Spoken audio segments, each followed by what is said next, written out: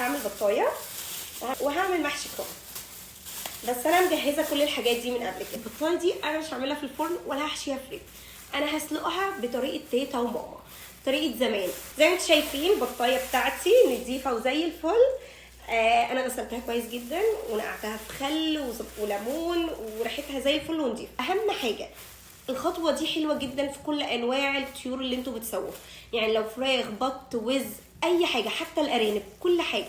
تجيبي كده بصلايه صغيره مبشوره ناعم جدا، تحطي ملح وفلفل ورشه صغيره قوي جوز الطيب، ريحتها بجد حلوه جدا وبتفرق. لو سبتوا البط او اي نوع طيور جوه الخلطه دي او جوه التتبيله دي على الاقل ساعتين قبل ما تسووها حلوه جدا.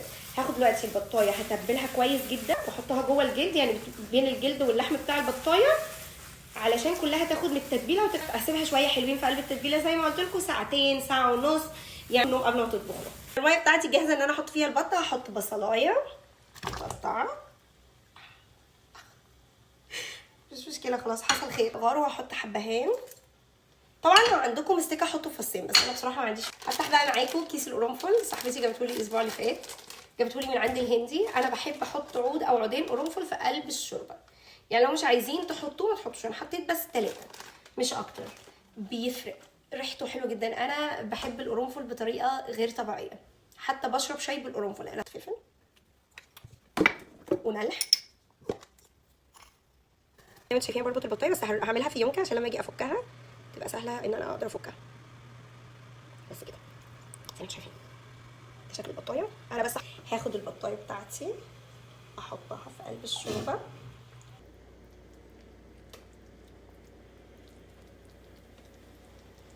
دلوقتي انا هحط البطايه بتاعتي تتحمر في الفرن، بس هعمل حاجه هتخلي البطايه طعمها حلو جدا.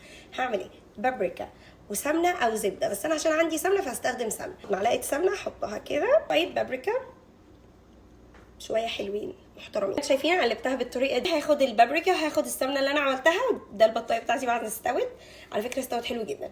هدهنها بقى كلها كده كل حته، وهقلبها يعني هدخلها جوه الفرن تحت الشوايه، كل ما تاخد لون من مكانها هقلبها على الناحيه التانيه.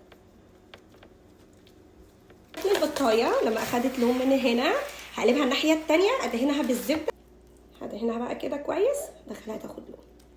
استغليت البطايه اقصى استغلال ممكن البشر يستخدموه للبط. عملت بشوربه البطايه، عملت القلقاس، عملت الرز، عملت المحشي، ودي المنظر. بجد الريحه حلوه جدا، can't wait to eat. انا مش قادره استنى ان اكل. كل سنه وانتم طيبين.